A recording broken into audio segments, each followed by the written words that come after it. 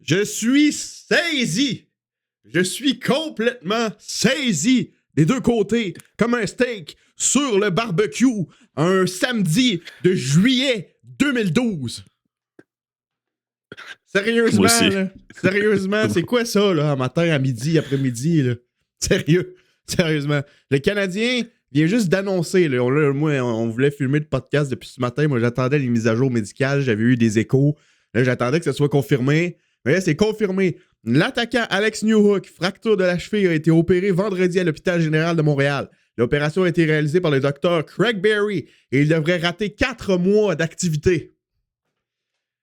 4 mois d'activité. Ça nous amène à quand, ça? Décembre, janvier, février, mars. Mon enfant a le temps de naître prématurément, tu comprends? C'est une dinguerie. OK? Effectivement. Le défenseur Caden Goulet, déchirure partielle à un muscle adducteur, a été opéré jeudi à New York. L'opération a été réalisée par le docteur Mark Zoland et Goulet sera à l'écart du jeu pour une période de 8 à 10 semaines. Donc, nous qui pensaient que Goulet était sur le point de revenir, il s'est fait opérer pour la blessure finalement parce que ça allait pas dans le bon sens, eh bien, et il va manquer de 8 à 10 semaines à partir de aujourd'hui. Donc ça nous amène à quoi? À une absence de 13, 14, 15 semaines au final pour Caden Goulet. C'est atroce, c'est atroce. La défensive est en difficulté totale. Caden Goulet, on avait hâte qu'il revienne. J'en parlais hier dans la vidéo, dans les commentaires, vivement le retour de Goulet. Eh bien, c'est pas pour tout de suite. On avait déjà un trou sur le top 6. Maintenant, le trou est encore plus gros. Le Canadien est 12-1 dans les 2 derniers matchs. Ils se sont fait scorer 7 buts. Les gardiens sont en ruine. Il n'y a rien qui va. Dire qu'il y a une semaine de cela, tout allait bien. On était premier dans la Ligue nationale. Là, le Canadien est toujours premier dans l'Atlantique. Faut pas paniquer nécessairement. Mais ça semble indiquer un léger passage à vide au cours des prochaines semaines. Effectivement, surtout avec les blessures qu'on vient d'apprendre aujourd'hui. C'est dingue. Je suis saisi comme un poulet sur le grill un mardi soir de novembre 2014. Non, mais sérieusement, là, ça va faire mal. On perd notre deuxième meilleur. On perd notre deuxième meilleur buteur. C'est sûr que ça va faire un énorme trou. Mais oui, mais je blague, mais tu sais, je suis vraiment déçu. Par contre, il y a eu une bonne nouvelle. C'est pas vraiment dans ce contexte-là qu'on aurait aimé voir cette nouvelle-là, tu sais. Là, il y a eu un rappel du Rocket de Laval à cause de la blessure de Newhook. Sauf que nous autres, on aurait préféré voir ce rappel-là lié à un départ de Veleno, exactement. Sauf que là, Veleno, il va être encore là, tu sais. C'est sûr qu'il va être encore là. Sauf que le Canadien a procédé au rappel de l'attaquant Jared Davidson du Rocket de Laval. Ce qui est très bien. Davidson qui compte 9 buts, 2 assistances pour 11 points en 13 parties avec le Rocket cette saison. Là, il y a une chose qui m'inquiète, par exemple. Là. Oui. Là, on a rappelé Davidson pour combler la perte de Newhook. Sauf c'est qui va prendre la place sur le middle six, là, genre sur le deuxième, troisième trio? Est-ce que ça va être Davidson qui va prendre cette place-là ou bien est-ce qu'ils vont donner la responsabilité à Veleno ou à Anderson? Et écoute, pour vrai, selon ce que je peux voir depuis le début de la saison, d'après moi, Saint-Louis va donner plus de responsabilité à Veleno pour essayer de se prouver. Mais même s'il ne faut pas en ce moment, justement, qu'il se prouve, parce qu'il n'y a rien à prouver. Ça fait 14 games qui ne prouvent rien. Ça sert à rien. Moi, j'aurais donné plus les responsabilités à Davidson. Ouais. Ou à quelqu'un d'autre, peu importe. N'importe qui d'autre. Ouais, c'est Anderson a déjà prouvé qu'il était capable de le faire. Mais oui. Pourquoi pas?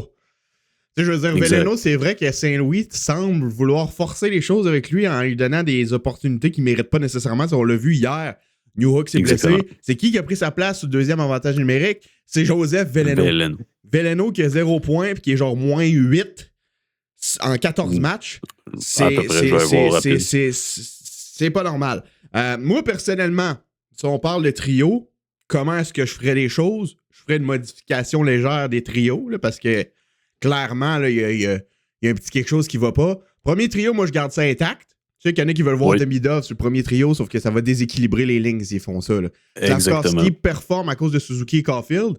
Puis les gens qui jouent avec Demidov, ils performent avec Demidov. Si tu mets tous tes gars qui font performer les joueurs sur le même trio, ben tu vas avoir juste un trio qui fonctionne. Puis c'est pas ça qu'on veut. Moi, je garde Suzuki, Slav, Caulfield, c'est la première. Le deuxième trio, je fais un trio que j'ai toujours voulu voir depuis le début de la saison, on l'a vu brièvement hier, mais là, je veux le voir sur une plus longue échelle, c'est Dak au centre avec Bolduc et Demidov sur les ailes. Zachary Bolduc a besoin de plus de temps de jeu. Zachary Bolduc a besoin d'une opportunité pour se faire valoir, lui qui connaît des matchs de plus en plus difficiles après son bon début de saison. Troisième trio, je veux voir Kapanen au centre de Gallagher et Anderson pour commencer. Voilà. Quatrième trio, Davidson, Evans, Veleno. Puis si Davidson il joue bien, tu pourras le remplacer sur le troisième par Anderson ou vice-versa. Donc, ça, pour moi, c'est les trios à l'attaque que je ferais. À la défense aussi, je ferais des modifications parce que il y a de légers problèmes. Là. On a Hudson qui joue à droite. C'est un peu plus difficile pour Hudson récemment au niveau défensif. Exactement. Moi, je le remettrais de son côté fort à gauche, puis j'enlèverais Struble de ses pattes. Très réalistiquement. Je monterais Carrier sa deuxième paire, puis je descendrais Matheson aussi. Fait que je ferais Hudson-Dobson. Je sais qu'il y a beaucoup de gens au début de la saison, quand j'ai proposé ça, qui n'étaient pas d'accord. Ah, c'est trop offensif, c'est trop offensif. Ah, c'est trop offensif, mais... La meilleure défensive, c'est l'attaque. Puis si on a ces deux défenseurs-là sur la glace, ils vont contrôler le jeu, puis je pense pas qu'ils vont avoir tant de jobs défensifs à faire que ça. Puis même à ça, Dobson a été très, très surprenant pour moi défensivement depuis le début de la saison, ce que je voulais dire. Malgré quelques erreurs. OK, deuxième paire, Matheson-Carrier. Matheson-Carrier, ça a bien fonctionné l'année passée quand ils ont joué ensemble dans un court échantillon. Puis la troisième paire, tu mets tes deux défenseurs qui méritent d'être en troisième paire. Parce que là, t'as Struble, c'est la deuxième. Il joue trop, il fait des erreurs, ça marche pas. Même chose pour Jacky. Là, tu mets Jacky, Struble, tu le mets à droite. Il a joué là l'année passée, ça s'est bien passé, c'est correct, voilà. Puis d'un but, ben, gros, peu importe qui tu vas mettre. Le problème avec les gardiens, c'est qu'ils ont mal géré. Là. Ils ont vraiment, vraiment, vraiment mal géré. Mais c'est sûr que si tu as un gardien qui était complètement, qui était fort en début de saison, puis après un mauvais match, ils ont décidé de le citer pendant une semaine et demie. Ouais. C'est sûr que si tu perds la confiance d'un gardien assez rapidement comme ça, il n'aurait pas dû faire ça. Il aurait plus dû continuer avec Dobech qui était confiant à ce moment-là. Ils ont complètement tué le gardien. Exactement. Le gardien était chaud. Le fer était chaud. Dobech était là. Dobech, il performait. Là, à la place de continuer de le mettre, ils l'ont mis sur le banc pendant une semaine et demie. Après une mauvaise performance, il est resté là, il a pensé. Il s'est dit « Ah non, il me faut plus jouer à cause de ça, il me faut plus jouer à cause de ça. » Exact. Là, ils l'ont refroidi, ils l'ont renvoyé dans la gueule du loup contre les Stars quand l'équipe était au plus bas de sa confiance. Il s'est fait poter plein de buts. Là, maintenant, vu que t'as mal géré tes gardiens, puis que t'as pas utilisé celle-là qui allait bien, mais là, tu te retrouves avec deux gardiens qui ont confiance au plus bas. Exactement. Puis ça, c'est... Tu sais, Montembeault... C'est pas du Pee-Wee. C'est pas du Pee-Wee, je suis désolé. Exact. Montembeault aurait dû rester sur le banc plus pour retravailler sa confiance. Puis il aurait dû laisser Dobech sur la glace parce que lui était confiant. Là, en faisant l'inverse de ça, ben tu te retrouves avec deux gardiens qui ont leur confiance ruinée. Puis ça, c'est définitivement pas idéal pour le Canadien en ce moment. T'as besoin de tes gardiens, c'est important. Exactement. Je suis tout à fait d'accord. C'est une dinguerie. Là, ça rend le match de samedi important de fou. C'est important de fou le prochain match là, contre les Bruins de Boston. Faut qu'ils rebondissent, mais là, ils vont affronter une équipe des Bruins qui est complètement en feu pour l'instant. Ils sont à 7-6 ou as-tu perdu hier? J'ai pas regardé hier. Moi non plus, au final. J'étais tellement fâché du résultat du match canadien que j'ai juste pas repris mon téléphone la soirée. Les Bruins ont perdu leur premier match en 7 hier face aux Sénateurs par la marque de 5-3. Tout de même, quand on regarde le classement dans l'Atlantique, on a Montréal qui est premier avec 22 points en 17 matchs, Ottawa qui est deuxième avec 22 points en 18 matchs et Boston qui est troisième avec 22 points en 19 matchs. Donc ça va être un match très très important, non seulement pour le Canadien, pour sa confiance, mais aussi pour le classement et contre un rival de division. Exactement. Ça va être 2 points. C'est un match de 4 points. C'est un match de 4 points déjà très tôt dans la saison. Donc, c'est Montembeault qui va être devant le filet. Ça a été annoncé aussi ce matin. L'entraînement qui était prévu, qui est devenu un entraînement optionnel. On a vu Kapanen sur la glace, on a vu Demidov, on a vu Bolduc, on a vu quelques joueurs qui se sont entraînés. Journée de congé, je pense qu'il y a une couple de bobos à travailler aussi chez le Canadien. Newhook qui s'est fait opérer, comme on l'a dit hier. Goulet aussi qui s'est fait opérer. Le but pour le Canadien, je pense, dans les prochaines semaines, ça va être de survivre le plus possible, de rester dans le portrait des séries jusqu'à temps que certains joueurs reviennent. Peut-être essayer de faire une transaction. Je sais que le Canadien est très, très actif sur le téléphone depuis le début de la saison. Mais Ce qui est très bien. ça va être des prochaines semaines très, très importantes pour le dénouement de la saison du Canadien. Mais je suis inquiet sur certains points, mais dans l'ensemble, il faut pas paniquer. Paniquer. J'aimerais ça Il ne faut revenir. pas, absolument pas paniquer. J'aimerais ça revenir sur un point qu'on a parlé plus tôt. Le trio, Bolduc, Dach, Demidov. Je veux t'entendre là-dessus. Je veux entendre ton opinion. J'aimerais ça aussi savoir qu'est-ce que tu penses que Bolduc doit faire pour plus produire puis revenir au niveau qu'il avait lors des premiers matchs de la saison. Bolduc, selon moi, son problème en ce moment, c'est qu'il pense trop. Les médias, tous les fans sont tous dans sa tête. Puis son problème, c'est ça. Parce que tu le vois, au début de la saison, il y a un gros début.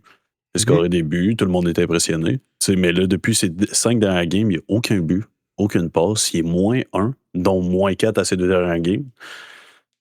Puis son dernier point remonte au 25 octobre contre Vancouver. Son dernier but remonte au 22 octobre contre Calgary. Ouais, c'est quand même quelque chose. C'est pour un gars qui avait l'air super confiant en début de saison, c'est quand même surprenant de le voir avoir pris un creux de vague comme ça. Je veux dire, oui, il a été utilisé un petit peu moins souvent. Il s'est fait enlever son rôle sur le premier avantage numérique. Il a passé du temps sur le 4e trio, 3e trio. Il se fait un peu varloper tous les bords. Fait que de se faire mettre avec un gars comme Demida, je pense que ça pourrait être bon pour sa confiance. Puis il faut tout simplement qu'il simplifie son jeu. Au début, il jouait simple. Là, il pense trop. Il rend ça compliqué. Je pense que c'est ça qui est difficile pour Bolduc présentement. Écoute, tu m'enlèves les mots de la bouche, c'est exactement ce que je voulais dire. Ben voilà, on s'entend là-dessus. Jouer avec un Demidov qui, lui, aide ses coéquipiers à produire, d'après moi, va booster sa confiance. Puis ça va juste être énormément bénéfique pour lui. Puis j'espère que Saint-Louis va prendre en considération ça. Il va pas monter quelqu'un comme Veleno encore sur la 2e. Ah non, Veleno sur la 2e ligne, ce serait quelque chose, ça serait dramatique là, pour vrai. Ah, ça serait complètement dramatique. Je pense que je me réveille demain, je vois les trios projetés à l'entraînement, je vois Veleno autre part que sur le 4e trio. Je m'en viens ici, j'ouvre ma caméra, je fais une vidéo de 15 minutes où j'insulte tout le monde. C'est pas normal. C'est pas normal. Je peux l'accepter à la limite sur un 4e trio. Autre part que ça, non. Pas sur de l'avantage numérique, pas sur du pic. Je veux pas le voir nulle part autre que sur un 4e trio, à part à Laval. Ben, même, pour vrai, avoir ses stats cette année, je suis sûr que même si tu le send down, il n'y a pas personne qui va le claim. Fait que d'après moi, ce serait bien pour lui de se faire un petit tour à Laval. Puis aller chercher quoi? Jacky peut produire. C'est sûr qu'en ce moment, il ne produit pas parce qu'il est mal utilisé, selon moi, à Laval. Mais quelqu'un qui le mérite devrait monter plus. C'est sûr que, mettons, tu te ramasses dans une situation où Davidson produit, puis que Veleno continue de jouer de la sorte. Pourquoi pas monter Florian Jacky pour jouer sur le 4e trio? Exactement. Je suis pas contre l'idée. Définitivement. Parce qu'en pré-saison, il a quand même bien performé. Il m'a quand même bien impressionné pour eux. Oui, je suis d'accord. C'est sûr que je le voyais pas à court terme dans la Ligue nationale. Je le voyais plus peut-être à long terme s'il continue à bien se développer. Mais sinon, c'est quand même comment je pourrais dire, comme un arme de plus dans ton inventaire que tu peux garder proche. Sinon, aussi sur le trio, Bolduc avec Kirby Dach. Kirby Dach veut pas. Il s'est fait insulter pas mal, mais il joue bien. Mais il est en feu en ce moment. Il joue très bien. Puis moi, il m'impressionne. Kirby Dach avec Demida, je pense que ça pourrait faire des flamèches. Pour vrai, Bolduc, Dach, Demidov, ça le fait. Parce que c'est quelque chose qui pourrait faire des flammes. Des flammes. Selon moi, Dach est meilleur que Kapanen. Puis on a vu à quel point que Kapanen est capable de produire avec Demidov. Fait que j'imagine pas le niveau de jeu que Dach peut avoir à comparer avec Demidov que jouer avec la ligne qui jouait sur la 3e. C'est en plus que ça peut être incroyable. C'est 2 gros bonhommes quand même, le Dach et Bolduc, qui sont capables de jouer physiquement un minimum. Fait que je pense que ça pourrait créer de l'espace à Demidov aussi pour peut-être essayer de tirer un petit peu plus au filet. On l'a vu hier, il faut qu'il tire. On dirait Slavkovski au début. C'était comme Oui. Maintenant, Slavkovski, il tire, mais il prend une mauvaise décision. Bon, ça, c'est un autre sujet. Ouais. Autre sujet que je voulais aborder en parlant des trios, c'est le problème de Brendan Gallagher. Brendan Gallagher, l'année passée, il y a eu une saison quand même pas mal, là, 20 buts. On s'attendait pas à ça du tout venant de lui. Cette saison, c'est un peu plus difficile au chapitre des buts. Il fait pas des mauvaises choses en tel, il est impliqué, on le voit, sauf qu'il marque pas. Exact. C'est 0 but encore. Je remarque beaucoup d'erreurs qu'il faisait pas habituellement, comme mettons des entrées de zone où est-ce qu'il est en retard ou il fait des coupes à ligne bleue, des choses comme ça. Beaucoup de petites erreurs qu'il faisait pas avant. Je sais pas s'il y a quelque chose qu'il travaille dans la tête.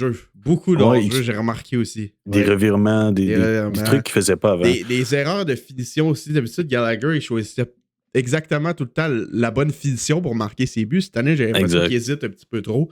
Je sais pas, peut-être qu'il traîne une blessure qui date du cas d'entraînement ou je sais pas, c'est possible. On sait que Gallagher, son corps en a pris pas mal là, dans sa carrière. Pas mal. Il va avoir 34 ans, je pense. C'est quand même une dinguerie de se dire ça. Exact. Là. Je me rappelle de Gallagher. Oui, j'ai derrière dans le décor, j'ai son chandail ici. C'est son chandail de la saison recrue, bro. Je me rappelle quand il venait juste d'arriver, puis là, tu te dis, genre, il est peut-être proche de la retraite. Va-t-il prendre sa retraite avec les Canadiens? Est-ce qu'il va... Ça va être intéressant à voir, ça aussi. Mais... J'espère. Mais moi, je suis pas inquiet pour Gallagher. C'est pourquoi? Parce que ça fait combien de fois qu'on dit « Ah, Gallagher, c'est fini. Gallagher, c'est fini. » Énormément. Il revient tout le temps. Il revient tout le temps. C'est vrai. C'est très vrai. Chaque année, on va être là pendant 3 semaines. On va être là Gallagher. Puis là, sur un 5 matchs, ils vont scorer 8. C'est vrai. C'est ça ma prédiction, personnellement. C'est ça chaque année. Je veux pas trop parler de Gallagher parce que quand on parle en mal de Gallagher, il nous prouve toujours le contraire. Mais non, justement, faut que tu parles en mal de lui pour justement qu'il performe. C'est fini, Gallagher, voilà. Mais ce que je trouve plate du jeu à Gallagher des autres années qu'on voyait plus, il crash moins le net cette année, ce que j'ai remarqué. Il essaie plus d'aller dans les coins, les autres. Qu'est-ce qu'il faisait pas avant? Exactement. Faut qu'il aille vers le milieu du net, qu'il aille pour déranger le gardien. Il a toujours fait ça, puis cette année, il le fait pas. J'ai l'impression qu'il y a peut-être de quoi qu'il joue dans la tête, peut-être des joueurs, il a peut-être peur de... Ouais, peut-être. C'est peut-être une blessure. Il a peut-être peur d'être trop vieux pour l'équipe puis qu'il se fasse plus mettre de côté. Fait qu'il essaie d'en faire plus, mais faut qu'il reste le joueur qui est. Il faut qu'il reste à faire ce qu'il fait le mieux. Faut qu'il se concentre là-dessus. C'est vrai qu'on le voit moins crasher le net, on le voit même moins dans les alentours du gardien, on le voit moins dans le trafic. T'sais, Gallagher, ses buts, ça va pas être des highlight reels, comme il dit, ça va être des garbo. Ça va être des buts poubelles. Il faut qu'il retourne là-dessus. Là. Va devant le but, essaie de dévier des rondelles, soit dans le trafic. C'est comme ça qu'il faut qu'il fasse pour marquer des buts. Là, c'est vrai qu'il a l'air un petit peu plus concentré sur la finesse. Ce qu'il n'a jamais fait avant parce que tout simplement, ça ne fit pas avec son style de jeu. Comme dirait Martin Saint-Louis, il faut qu'il retrouve sa game dans la game. Il faut qu'il implante sa game dans la game. Il faut qu'il trouve sa bonne chaise. Ouais, exactement. Sinon, on peut revenir aussi sur la paire Hudson-Dobson. Oui. Oui. Tu sais, moi, genre, dans un sens, au début, quand j'ai vu l'acquisition de Dobson, je l'ai tout de suite imaginé avec Hudson. Avec Hudson. Directement, je me suis dit, oh, on a peut-être quelque chose. J'ai fait un TikTok là-dessus. Je me suis fait insulter ma mère. Genre, littéralement, je me suis dit, ah, t'es-tu fou, toi?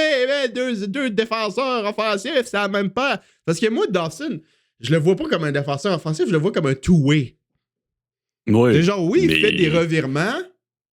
Comme des n'importe fois, qui. mais en tel, il est quand même, quand tu checks ses stats avancées, il est quand même solide défensivement. Fait que moi, je comparais ça un peu à une version light du duo. Non, attends.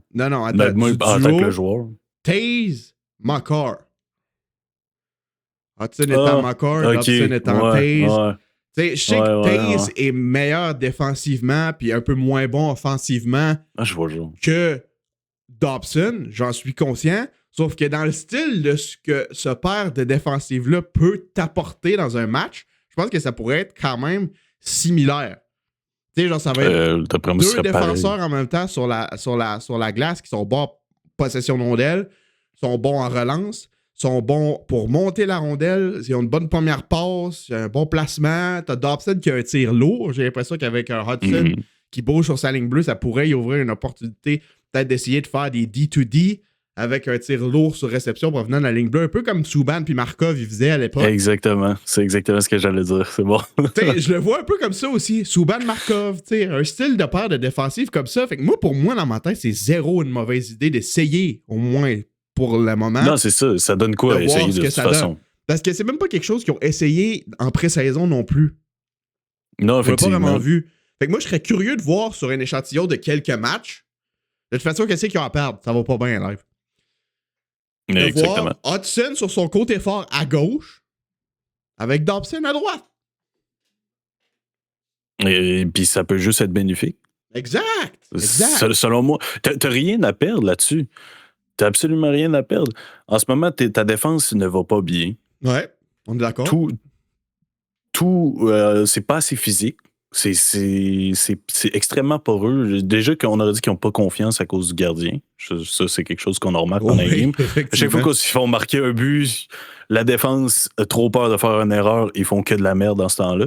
On dirait qu'on parle de se faire marquer. T'as Hudson qui joue pas de son bon côté puis qui a pas de l'air à l'aise. Mm-hmm. Puis tu peux avoir quelqu'un qui est autant agile que Hudson avec quelqu'un qui a autant un tir lourd, comme tu le dis, avec Dobson. Pourquoi pas? Ouais, pourquoi pas? C'est le scénario le meilleur scénario que je vois dans ma tête à défense, c'est ces deux-là jouer ensemble. Ils vont juste être électrisants, ils vont nous faire des buts, ils vont nous produire des magnifiques choses, je suis certain. Ouais, puis tu sais, on aurait pu utiliser le même argument. Le Subban Markov, c'était deux défenseurs à caractère offensif. Exactement. Ça aurait bien fonctionné en tel. Fait que je vois pas pourquoi ça vaudrait pas la peine d'être au moins essayé. Si ça marche pas, au pire. Ça marche pas, mais au moins tu l'as essayé. Mais même là, Hudson a prouvé qu'il peut jouer aussi défensivement. C'est sûr que c'est pas le meilleur Hudson, mais Dobson, avec son côté physique, il peut utiliser plus, peut être aussi bénéfique. Il est bon défensivement aussi, c'est juste qu'on le remarque plus offensivement parce qu'il est plus caractéristique offensif, comme tu as dit. Mais s'il peut développer son jeu un petit peu plus défensif, je suis sûr qu'il pourrait être incroyable les deux ensemble. C'est en termes de gestion de rondelle, là, je vois tellement genre de bénéfices à essayer cette paire-là. Puis en plus, tu mets Matheson avec Carrier, puis tu sais que ça va marcher au niveau défensif. Exact. Puis tu limites le temps de glace à Xhekaj et Struble par le même faire en les mettant sa troisième paire. Fait que, rendu là, moi, je me dis pourquoi pas dans les prochains matchs essayer ça. En plus d'essayer le trio Dach, Bolduc, Demidov. Moi, c'est des ajustements que personnellement je ferais. Pour ce qui est du gardien, après la performance de Dobech hier, je roulerais avec Montembeault pour les prochains matchs. Je pensais pas dire ça, mais pour les prochains matchs, je roulerais avec Montembeault puis j'essaierais de se faire retrouver sa confiance. Ouais. Là, il va falloir faire le chemin inverse pour Dobech, justement. Là, il va falloir lui redonner confiance. Fait que lui, il faut qu'il reste sur le banc, reprendre confiance un petit peu. Puis le Montembeault, il va falloir qu'il gagne sa confiance en jouant. Ouais, parce qu'on vient de tout scraper, malheureusement. Exact. Il y avait possibilité de faire en sorte que Montembeault reprenne sa confiance pendant que Dobech était confiant, mais là, tu te ramasses avec deux gardiens qui sont pas confiants. Fait que moi, dans ce temps-là, à la place de scraper le mental du jeune, je le laisse sur le banc, je joue Montembeault, le vétéran, puis j'essaie d'y rebâtir sa confiance en le faisant jouer. Il n'y a pas vraiment d'autres options présentement, moi, ce que je vois pour le Canadien de Montréal. Là, moi, j'ai une question. On est-tu curse? On est-tu curse? Tu parles de quoi au niveau des blessures? Ou? Non, au niveau que on a commencé à faire le podcast, on a commencé à faire le streaming des games pis tout. Puis depuis qu'on commence à faire les streams, oui. Ça, c'est une dinguerie, ça. C'est 12-1. C'est horrible. Pour ceux qui n'ont pas le contexte, depuis le match des Kings, on a commencé à faire des lives de nos réactions du match sur la chaîne YouTube. On est en live stream, en direct, à tous les matchs du Canadien, depuis 2 matchs. Depuis qu'on a commencé le podcast aussi. Là, depuis ce temps-là, le Canadien est 0-2. Puis ils ont marqué 1 but, ça s'en fait accorder 12. By the way, je dis ça, là, je drop l'info. Ça se pourrait que pour le prochain stream, j'ai une sirène de but dans mon décor. Ah, pour vrai? Ça se pourrait, c'est pas encore sûr, ça se pourrait que je me procure une sirène de but dans le décor. Fait que là, si on a le stream, la sirène, puis tout le kit, puis qui marque pas de but, clairement, on est curse.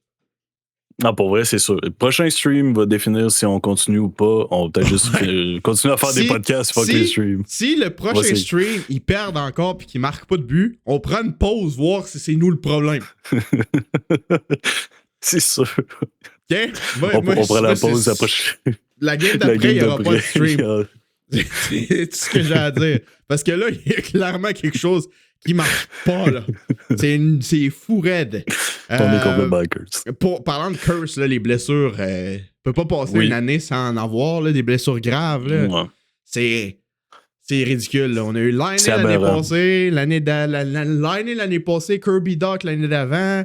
L'année d'avant ça, on a eu Caulfield qui s'est scrappé l'épaule. L'année passée, Doc aussi. Là, cette année, on a Laine encore, Goulet, puis freaking New Hook. Genre combien? Nouveau crochet. Chaque équipe a des blessures chaque année, mais autant de blessures à long terme, j'ai rarement vu ça.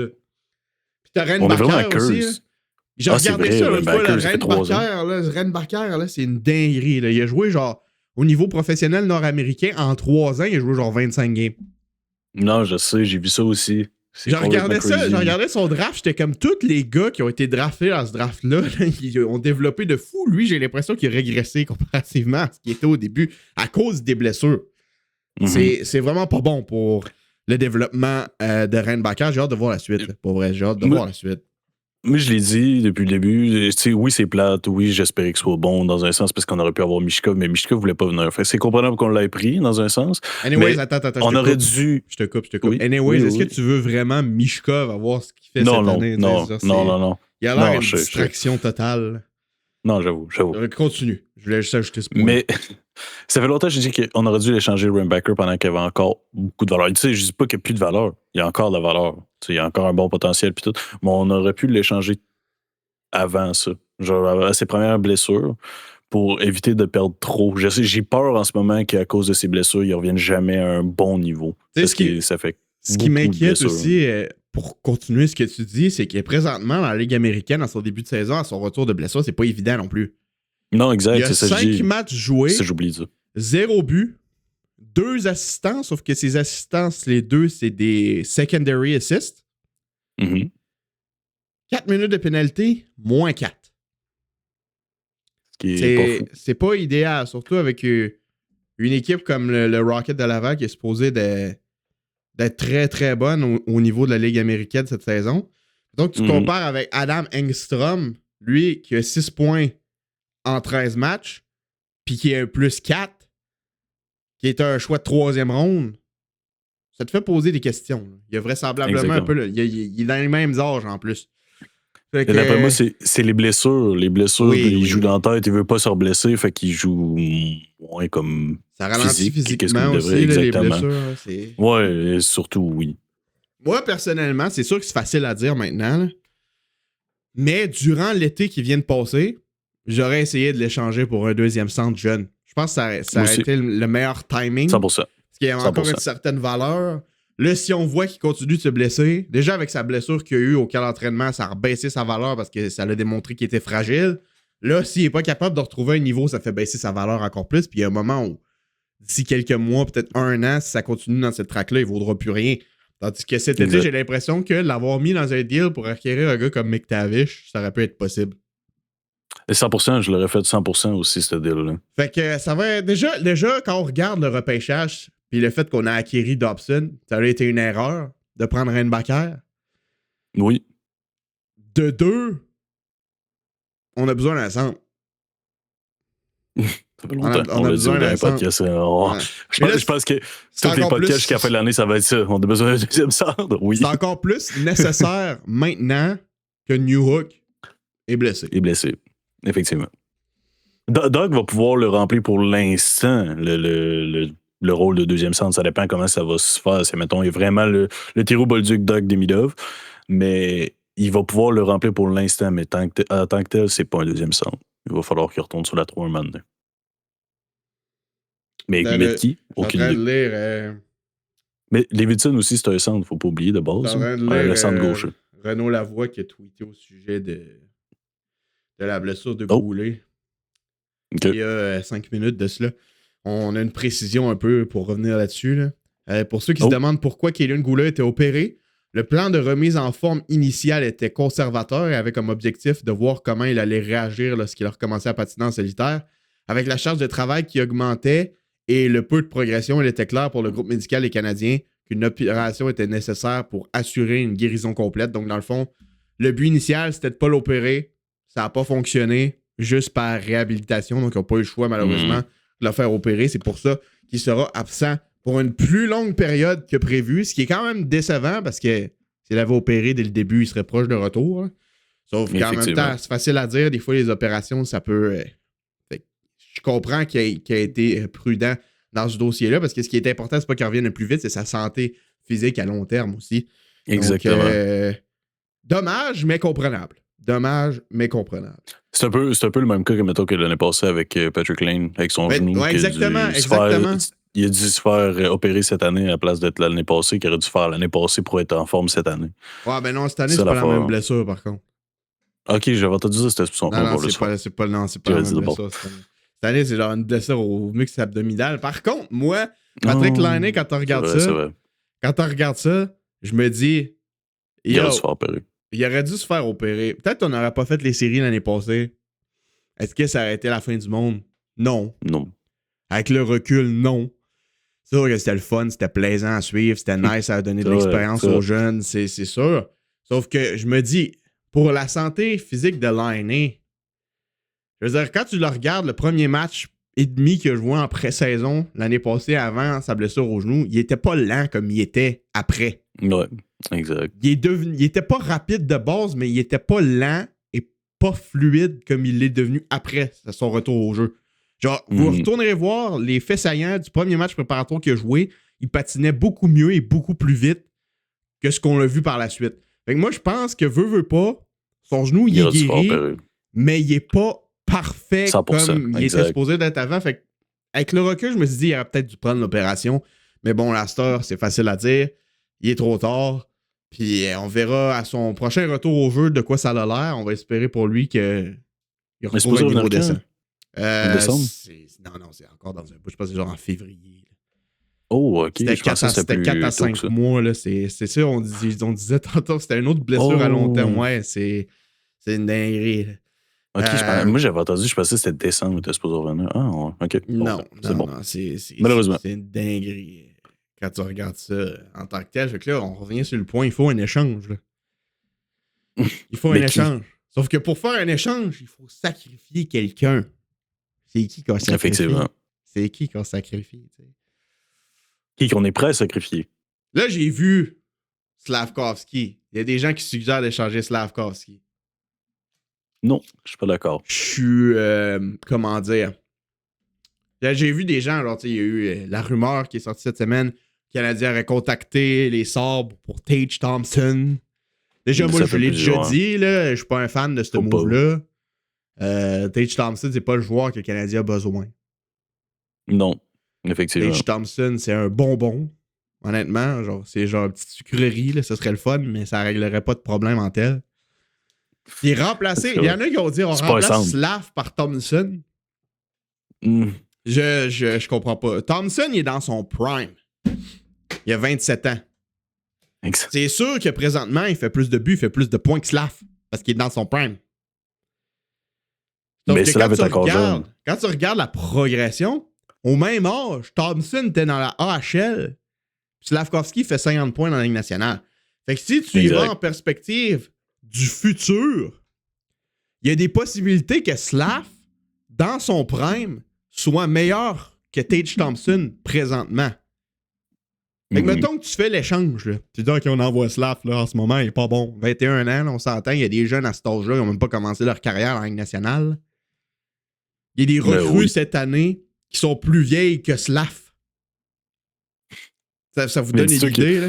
Dis-toi que Jared Davidson vient d'être appelé puis il a 23 ans. Ouais, exactement. Fait que Slavkovski est encore jeune. Dans certaines équipes, ce serait peut-être sa saison recrue en ce moment. Puis il y a quand même eu 2 saisons de 50 points derrière la cravate. Là.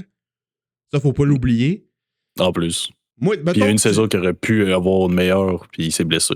Sa saison recrue. Exact. Il y a eu une mauvaise début de saison à sa saison recrue, mais s'il s'était pas blessé, qui sait ce qu'il aurait fait? Exactement. Il était en feu avant qu'il se blesse. Exact. On sait que Slavkovski est meilleur en fin de saison qu'en début de saison. Puis ça peut être un rouage important. On l'a vu contre les Caps la saison dernière en série. Ça peut être un excellent playoff performer aussi.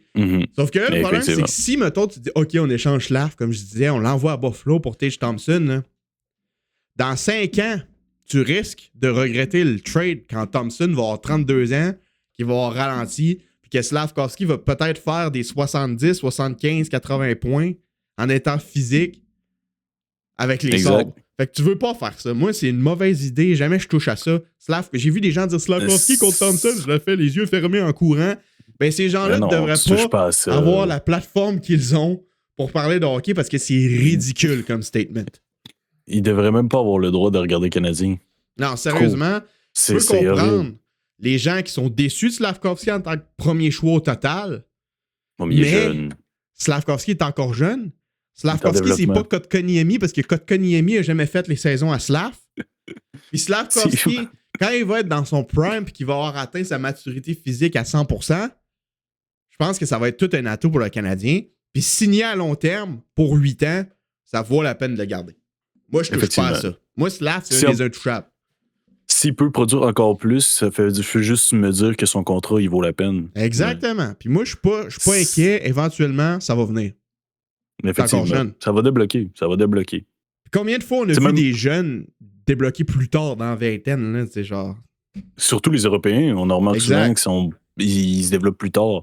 Comme, mettons, Barkov. On peut donner un exemple. Exact. Il n'a pas été super au début de sa carrière, exact. Puis maintenant, il est rendu un des meilleurs joueurs de la Ligue nationale. Exact. Il y en a plusieurs. On a Mikko Rantanen, ça fait un certain temps aussi. Mm-hmm. Si tu regardes les stats comparatives entre Rantanen et Slavkovski, au même âge, Slavkovski est meilleur. Oui. À 21 ans, Slavkovski est meilleur que Rantanen à 21 ans. Fait qu'il faut se calmer avec Slavkovski. Laissez-lui le temps de se développer, il est jeune. C'est pas parce que c'est sa 4e saison dans la Ligue nationale que c'est un vétéran. Les tirs vont venir à un moment donné. Exactement. C'est ça. Faut pas paniquer. Sur tous tes aspects, faut pas paniquer. Comme je l'ai dit hier. C'est comme tu as dit en stream hier. C'est un gros combat de boxe. Comme tu as dit hier sur le projet de la reconstruction, Slav, faut pas qu'il joue comme Suzuki ou Caulfield, faut qu'il joue comme Slav. Ils l'ont repêché. Exactement. Puis ça, c'est comme je l'ai dit hier dans le stream, c'est un truc qui a été dit par Jeff Gorton. Pour ceux qui ont écouté la reconstruction de la saison 2, à la fin de la saison passée, ils se sont assis avec Slavkovski. Ils ont dit, on veut que tu joues comme Juraj Slavkovski. On t'a pas repêché pour être un Suzuki ou un Caulfield, on t'a repêché pour être un Slavkovski.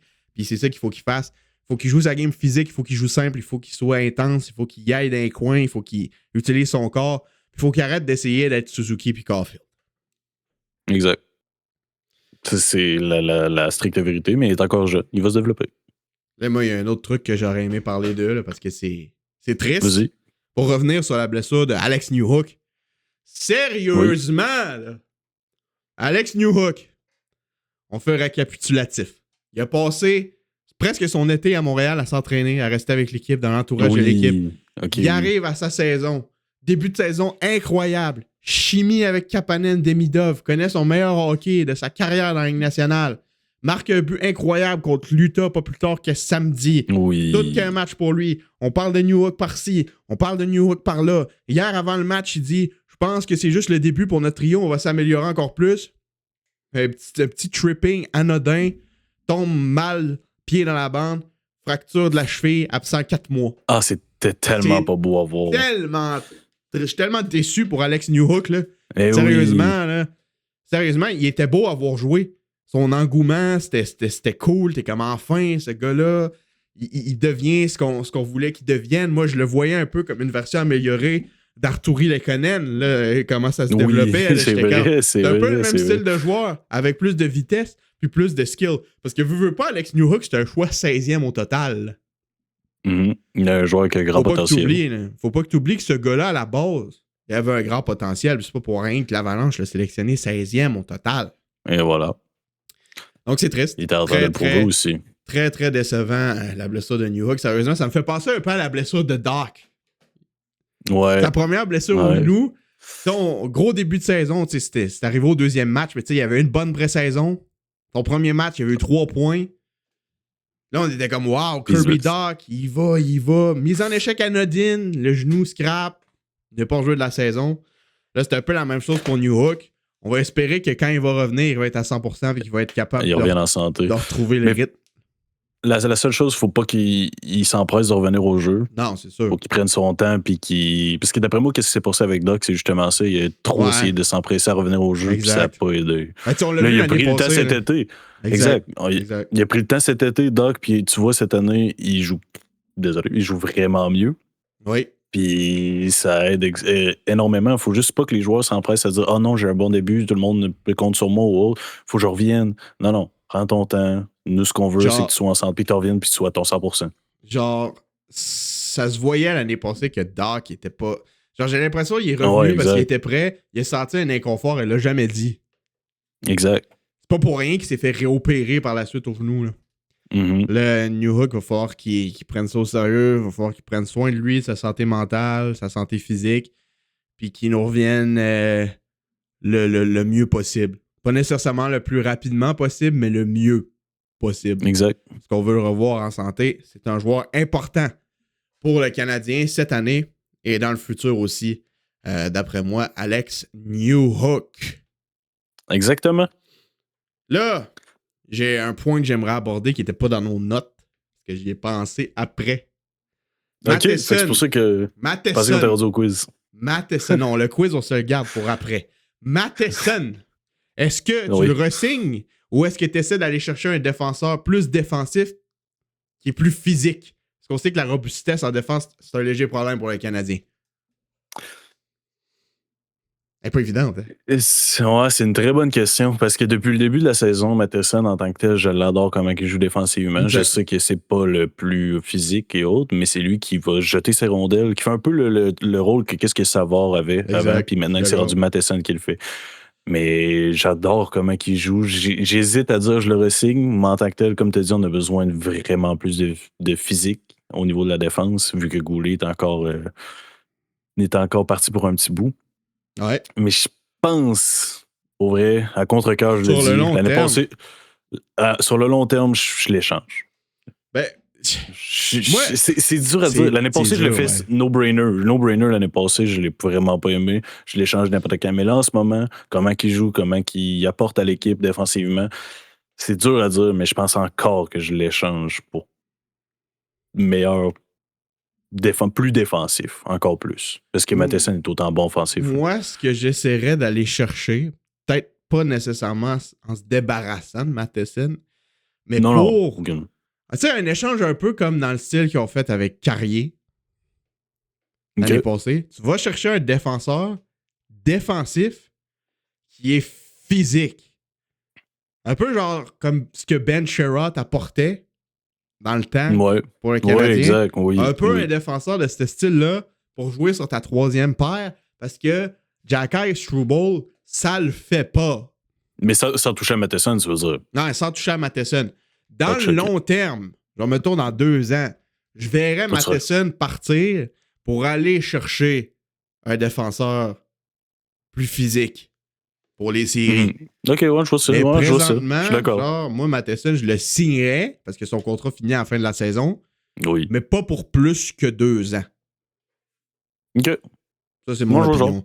Donc, mais tu irais chercher qui environ? Si tu regardes dans la Ligue nationale, je sais pas du tout. C'est ça qui est dur. C'est surtout... Ça va dépendre qui est disponible au moment où ils vont en avoir de besoin. Là. Effectivement. Présentement, j'ai aucune idée qui pourrait aller chercher. Là. T'sais, genre... J'irais chercher genre... J'ai absolument personne. J'irais chercher genre un style de Luke Shen. Tu sais, genre... Un joueur comme ça. Ouais. Tu vas chercher Braden Shen pour la deuxième start. Tu vas chercher Luke Shen aussi. Mon père rendu là. Non, mais tu comprends ce que je veux dire. Ouais, je comprends. Dans le même style, oui. Parce que idéalement, Struble, Jacky, il faudrait que tu en aies juste un dans le line-up. Là, tu as Goulet qui est absent 10 semaines. Exact. Pour pallier à sa perte, j'irais peut-être chercher un défenseur physique.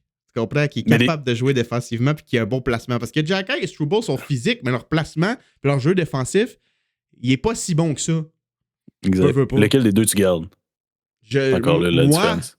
Personnellement, juste à cause de ce qu'il apporte niveau sécurité, je garde Jacky. Parce que juste le fait qu'il soit là, les joueurs, ils pensent 2 fois avant de faire des gestes qui peuvent être perçus comme dirty, des gestes salauds. Fait que juste à cause de ça, moi, je garde Jacky. Mais si tu me parles uniquement en termes de hockey, je garde Struble. Ouais. Ben on l'a vu, quand Jacky n'était pas là, le Canadien se faisait plus varloper dans un sens comme on 100%. Quand Jacky est pas là, il se faisait faire des derriers, des affaires, des affaires. Puis là, quand Jacky est là, on a dit que l'autre équipe est plus soft. Et il faut qu'il se regarde, il faut qu'il se surveille. Dans la pré-saison, on a vu une équipe qui a essayé de les défier, puis c'est Ottawa. Ouais, puis ils se sont fait varloper. Ils se sont fait ramasser. Fait que Jacky est important pour cette raison-là, mais genre, en attendant, il faut aller chercher quelqu'un. Tu sais, ça peut être quelqu'un qui peut faire la AHL aussi, qui peut monter. Tu sais, genre un vétéran. Bon placement, bon défensivement, physique. C'est ça que j'irai chercher. Mais est-ce que ça tentait pas d'essayer quelqu'un qui est à Laval en ce moment qui performe Il bien? y a personne à Laval qui peut faire ce job-là. Ah ouais? Ouais. Ok. Tu te rappelles qui? Je- Toby Pocket Bisson? Ouais, exact. Non. Non, c'est pas vrai. Non. T'as Engstrom, peut-être, Ouais. qui pourrait être Mais rappelé, c'est- mais il c'est fit pas lui ce que je pensais rôle-là plus. pantoute. Là, il fit pas ce rôle-là pantoute. Mais ça te coûte quoi de l'essayer? Ouais, À la mais place de Schubel, mettons. sa confiance. Peut-être qu'il va. Ouais. Moi, je trouve qu'il n'y a pas de Ouais. rush avec Engstrom. Tu le laisses à. Puis il fit pas le rôle qu'on demande. On veut un gars physique défensif. Engstrom, c'est un puck-moving two-way defenseman. C'est vrai. Vu de même. Bon, en tout cas, je voulais juste te parler de ça vite fait parce que j'y ai pensé tantôt pendant qu'on parlait. Puis je me suis dit C'est que ça bien pourrait correct. être pertinent. Donc, tu peux y aller avec ton quiz. Je suis prêt. T'es sûr? Non. J'ai 4 questions parce que j'en trouvais pas une cinquième, malheureusement. Ah, c'est parfait, 4. C'est parfait. Fait que. Là, je sais pas si tu vas trouver ça difficile, peut-être que tu connais déjà les réponses, puis je suis juste cave, mais en tout cas, j'ai fait de mon mieux. La dernière est extrêmement facile, par exemple. Ok, vas-y. On va y aller. Ouais, question. Quel joueur a été le premier de l'histoire du Canadien à avoir son numéro retiré? Tu m'en poses une bonne honesty, toi. Howie Morans. Exactement. Le numéro 7 de Howie Morans a été retiré. Puis ça a été, fun facts, ça a été le premier de la Ligue nationale au grand complet. Hey, no joke, là. Genre, j'étais comme, hey, c'est tough. Puis là, après ça, 2 secondes dans ma tête, je me suis dit, mais un bozo, c'est facile. Fait que là, j'y ai pensé. Mais dans le fond, j'ai l'air d'un épais à dire, ah, c'est tough. Puis le premier nom que je dis, c'est la bonne réponse. Non, mais tu peux genre avoir un doute puis faire ah, ok. Tu sais, comme moi, ça arrivé lors du dernier quiz. Vas-y, Mais moi, prochaine. suis pas bon. Je focus, là. Quel joueur du Canadien est devenu le premier entraîneur-chef de l'histoire des Nordiques de Québec? Ancien joueur. Ça, là, par contre.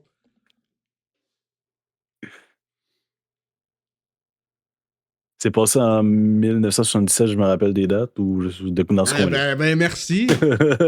Justement. Ben, merci, hein. J'étais genre à 25 ans de ma naissance, là. Tu m'as juste demandé de faire de quoi de difficile. C'est parfait. C'est l'histoire du Canadien. Un ancien joueur du Canadien qui est devenu le premier entraîneur-chef des Nordiques de Québec. Les Nordiques. Mm-hmm. Peux-tu avoir un indice, genre, mettons? Considéré le meilleur joueur. Maurice Richard. Voilà.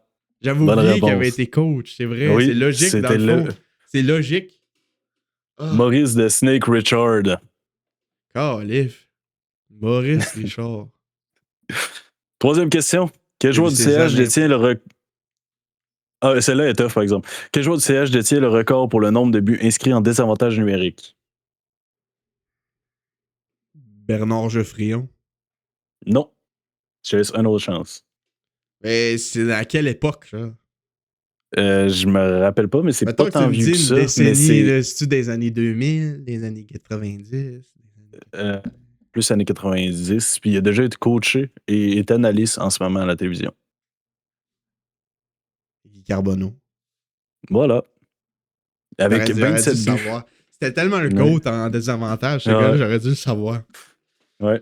J'ai pensé Vincent D'Anfous pendant 2 secondes, je me disais, c'est Guy Carbonneau. Mais ça aurait pu porter à confusion, mais non, Guy Carbonneau était. Quand même. T'en as préparé des bonnes, pour vrai. Ton quiz est meilleur que le mien la semaine passée. Il va falloir que je travaille là-dessus pour la semaine prochaine.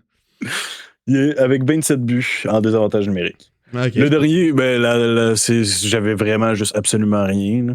Fait que c'est le plus facile selon moi. C'est qui le dernier joueur qui a fait un minimum de 1 point par match en saison régulière avec le Canadien de Montréal? C'est Suzuki. Alex Kovalev. C'est Suzuki l'année passée. Si. Mais non. ChatGPT m'a dit que c'était Alex Kovalev. Ok, d'utiliser ChatGPT, mon esti. J'ai demandé voir. C'est Suzuki, 89 points l'année passée. Ah ben ma bad, Suzuki. Avant lui, c'était Kovalev. Mais big, ChatGPT 83. Gros, Kovalev, c'est le seul joueur de points par match que Price a eu dans sa carrière. C'était à sa saison recrue. C'est vrai, c'est ça. Après ça, entre ça puis Suzuki l'année passée, il n'y a rien eu. Mais le dernier joueur de points par match en termes de aujourd'hui, là, c'est Suzuki l'année passée. 89 points en 82 matchs. Ah, j'ai de leur poser la question, puis ça me dit en 2003-2004, Alex Kovalev. Avant cela, c'était Naslund qui avait franchi le cap de 100 points. C'est même pas en 2003-2004, Kovalev. Mais c'est ça qui est marqué. Il était même pas à Montréal en 2003-2004, Kovalev. Attends un peu. Ouais, 2003-2004, Kovalev, il était avec les Rangers. Mais c'est pas qui est fort. Son 84 points, c'était en 2007-2008, c'est ça que je me disais. Ah bon, ben, ça c'est pas gay. Mais oui, effectivement, c'est l'histoire, les amis, utilisez pas ChatGPT pour faire vos devoirs. C'est tellement pire question en plus, mais c'est pas grave. La semaine prochaine, t'es dans la merde. Ah merde. C'est mon tour de faire un quiz là, pour la semaine prochaine. J'avais oublié Nick Suzuki l'année passée. C'est vrai, il a fait 80. On a eu un bon épisode quand même. On a abordé beaucoup de sujets quand même intéressants. Malheureusement, les blessures ils ont gâché le mood un peu. Effectivement, mais au moins, on a eu des informations dans la minute qui ont pu aider à la discussion. Si on avait filmé ça il y a 2 heures, on aurait été comme... De base, on était supposé filmer ça à quoi? C'est pour ça que je voulais attendre. Mais c'est bien chill. Merci d'avoir regardé, tout le monde.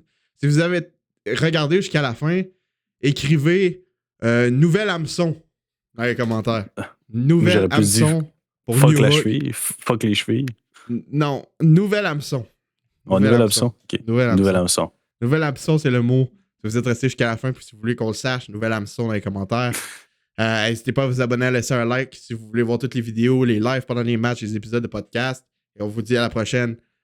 Demain soir pour le live contre les Bruins. On va espérer que ça se passe mieux. Et passez une bonne fin de journée, passez une bonne fin de soirée, peu importe quand vous regardez ça. Bonne nuit, bye bye.